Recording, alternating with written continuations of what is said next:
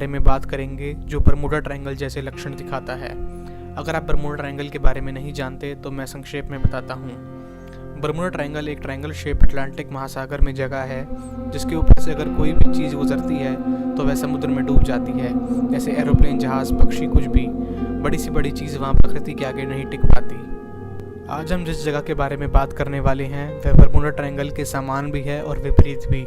यह एक 50 किलोमीटर का रेगिस्तान है जो बिल्कुल शांत है। शांत जगह पृथ्वी पर बहुत हैं, पर यह एक ऐसी एकांत जगह है जो और कहीं नहीं है। इसलिए इसे द जोन ऑफ साइलेंस कहा जाता है, यानी एकदम एकांत जगह। सबसे पहले इस जगह का 1930 में पता चला था जब एक पायलट ने अपना वहाँ प्लेन उतारा क्योंकि उसका रेडियो काम नहीं कर रहा था। वहाँ उसके सारे उपकरण हिलने लग गए और कंपास भी फेल हो गया। तब इस किस्से को नज़रअंदाज कर दिया गया था। फिर 1964 में एक इंजीनियर को वहाँ ऑयल पाइपलाइन का काम मिला। उधर उसका भी रेडियो काम नहीं करा। वो काफ़ी बार उधर गया पर रेडियो काम कभी नहीं करा। तभी उस जगह के राज खुलने शुरू हुए। वहाँ रहस्यमय बात यह है कि वहाँ पर कोई भी सिग्नल काम नहीं करता। जी हाँ, ना कोई रेडियो सिग्नल और ना कोई आपके वाईफाई का सिग्नल यहाँ आ सकता। यह जगह इन्हें नहीं आने देती। एक और जाना माना किस्सा हुआ था 1970 में। कोल्ड वॉर के समय अमेरिका ने मिसाइल टेस्ट किए थे, पर एक मिसाइल ने अचानक से अपनी दिशा बदल ली। उससे सिग्नल टूट गया था और वह मिसाइल उस रेगिस्तान में जाकर गिरी। कुछ हफ्तों बाद जब टीम वहां पहुंची तब उनके रेडियो सिग्नल्स, टेलीविज़न और सैटेलाइट सिग्नल्स काम नहीं कर रहे थे। यहाँ तक कि कोई स्टैटिक भी नहीं था, कुछ नहीं, एकदम एकांत शांति। जब इस जगह की साफ सफाई हुई तो यहाँ की स्ट्रॉन्ग मैग्नेटिक फील्ड्स का राज खुला, जो आज के इस आधुनिक ज़माने में किसी बंद कमरे के समान है। और रिसर्च के बाद पता चला कि इस जगह में ज़्यादा मात्रा में मैग्नेटाइट और आयरन है। ऐसा मानो जैसे यह ज़मीन एक बहुत बड़ी मैग्नेट है। यहाँ के पत्थर में इतना धातु है कि जिसकी वजह से यह अपने आप चलने लगते हैं। धातु की बात की जाए तो यहाँ पर रुथेनियम और रोडियम भी मिला जो कि बहुत रेयर है, और टेक्नीशियम भी मिला जो कि प्रकृति में नहीं पाया जाता। यह सिर्फ आर्टिफिशियली लैब में बनाया जा सकता है। तो सवाल ये है कि यह सब वहाँ आए कैसे। यहाँ के पौधे और जानवर की ग्रोथ भी बाकी जगह से अलग है। लोगों का मानना है कि इस रेगिस्तान में एलियंस रहा करते थे और ज़मीन के नीचे उनका यूएफओ है। मीटियोर का गिरना यहाँ पे आम जगह से कहीं ज़्यादा है, तो लोगों को लगा कि यह एक एलियंस का संदेश है कि वह यहाँ आने वाले हैं। पर यह सब सिर्फ अफवाहें हैं। विज्ञान इन बातों को नहीं मान सकता। द जोन ऑफ साइलेंस की चर्चा और बढ़ी जब यहाँ पर अनजान हरकत का पता चला।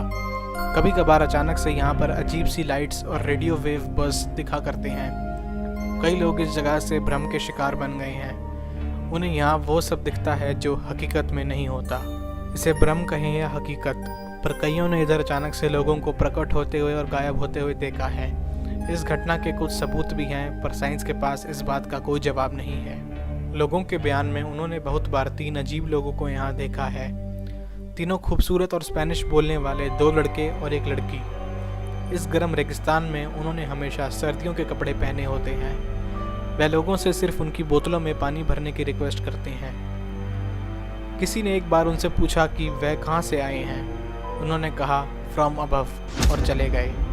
फ्रॉम अबव यानी इस दुनिया के बाहर से। अगली घटना 1975 की है। 2 भूवैज्ञानिक अर्नेस्टो और जोसेफिना जोन में पत्थर के सैंपल लेने गए थे। अचानक से मौसम बहुत ख़राब होने लगा। आंधी तूफान आने शुरू हो गए। तेज़ बारिश के कारण उनकी गाड़ी का पिछला हिस्सा गड्ढे में फंस गया था। उन्होंने काफ़ी कोशिश की पर गाड़ी बाहर नहीं निकली। कुछ समय बाद अचानक से 2 लोग पीले रेनकोट और टोपी में आए। उनका चेहरा अच्छे से नहीं दिख पा रहा था और वह उनकी मदद करने लग गए। कुछ ही पल बाद गाड़ी गड्ढे से बाहर निकल गई। जोसेफिना के मना करने के बाद भी अर्नेस्टो उन्हें धन्यवाद करने के लिए गाड़ी से बाहर निकल गया। पर जब वह गाड़ी से बाहर निकला तो हैरान हो गया था और जोसेफिना को बाहर बुलाया। वो दोनों मदद करने वाले लोग अचानक से गायब हो गए थे। दूर दूर तक कोई नहीं दिख रहा था और यहाँ तक कि गाड़ी के पीछे उनके पैरों के निशान तक नहीं थे। ऐसा मानो जैसे वहाँ कोई आया ही नहीं। अर्नेस्टो और जोसेफिना के लिए यह भगवान का कोई रूप हो या एलियन हो, पर जो उन्होंने देखा वह किसी चमत्कार से कम नहीं। तो चलिए अब बात करते हैं यूएफओ की। वैसे तो इंटरनेट पे काफ़ी यूएफओ साइटिंग्स के वीडियोस मिलेंगे, पर कौन से असली हैं कौन से नकली, उनका कुछ कहा नहीं जा सकता। अगर कोई यूएफओ ब्रह्मांड से पृथ्वी पर आएगा तो इंसान की बने टेक्नोलॉजी से वह नहीं छुप पाएगा। अब तक स्पेस ऑर्गेनाइजेशंस को यूएफओ की एग्जिस्टेंस का कोई सबूत नहीं मिल पाया है, पर अब जो मैं आपको बताने वाला हूँ यह यूएफओ की हिस्ट्री में सबसे रहस्यमयी घटना है। यह बात 1976 सेबालोस की है। सेबालोस सबसे नज़दीकी टाउन है जोन ऑफ साइलेंस से। हुआ यूँ कि रात के 9 बजे के आसपास लोगों को अजीब सी तेज़ आवाज़ें आने लगी।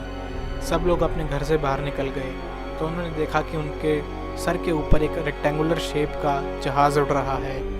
वह चीज़ करीब 300 मीटर लंबी थी और उसके चारों तरफ रिम पर लाइट्स चमक रही थी। उसमें से बहुत तेज़ गहरी हाई बेस की आवाज़ आ रही थी। उस आवाज़ का कुत्तों पर बहुत असर हो रहा था और सारे कुत्ते चीखने लग गए और उस चीज़ पर भौंकते जा रहे थे।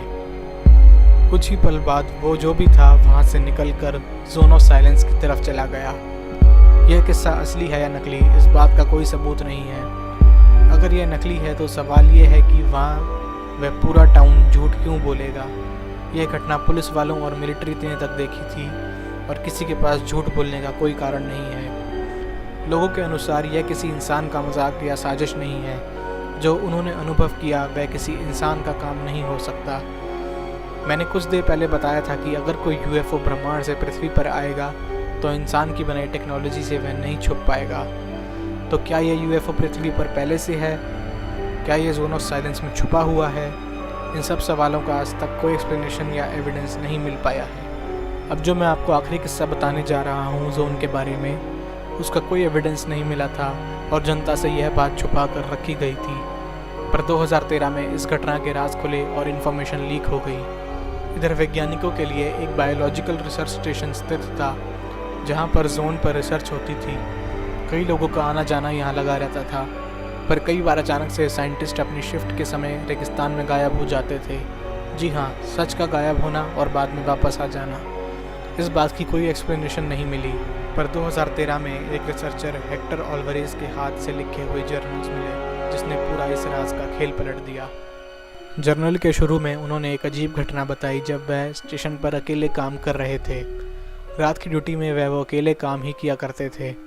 उस घटनाओं को उन्होंने अपने कैमरे से लेने की कोशिश की पर कैमरा ने कुछ रिकॉर्ड नहीं किया। जब हेक्टर ने अपने सीनियर्स को वह बात बताई तो उन्हें उसकी बातों को नज़रअंदाज कर दिया गया। उस जर्नल के 3 महीने की घटनाओं को डिटेल में बताया हुआ है। घटनाएं जैसे मैं आपको पहले बता चुका हूँ, अजीब सी लाइटें, झटके से रेडियो वेव्स का प्रकट होना और एटमॉस्फेरिक प्रेशर का बदलना, अचानक से मौसम का ख़राब होना, तेज़ आंधी चलना, इन बातों पर कोई ना कोई एक्सप्लेनेशन बन सकती है। पर अब जो मैं बताने वाला हूँ वह कुछ ज़्यादा ही रहस्यमयी है। तो जर्नल में आगे बढ़ते हैं। हेक्टर ने एक रात नोटिस करा कि बिल्डिंग का पेंट कहीं जगह फीका पड़ गया है, अंदर बाहर दोनों जगह, और वो पेंट अनइवन ट्रायंगल शेप में दिखता था। ड्यूटी के समय आसमान में अजीब से चमकते हुए ट्रायंगल दिखते थे। इस ट्रायंगल के वही गुण थे जो सेबालोस के लोगों ने उड़ती हुई चीज़ के देखे थे। इस ट्रायंगल से भी वही भारी आवाज़ें और तेज़ हवा के झोंके आते थे और कुछ मिनटों बाद ही अचानक से गायब हो जाता था। कभी भी अचानक से प्रकट हो जाना और गायब हो जाना, इसका कोई पैटर्न नहीं मिला, पर हेक्टर का मानना था कि कोई ना कोई पैटर्न ज़रूर है और वह नहीं ढूंढ पा रहा था। यह अगला जर्नल का आखिरी हिस्सा कुछ हॉन्टेड हरकत से कम नहीं। एक दिन स्टेशन के सारे कंप्यूटर्स के स्पीकर फुल वॉल्यूम में टूटी फूटी नॉइस निकालने लगे, जबकि सारे कंप्यूटर्स बंद थे। स्पीकर को कंप्यूटर से निकालने के बाद भी वह आवाज़ें बंद नहीं हुई।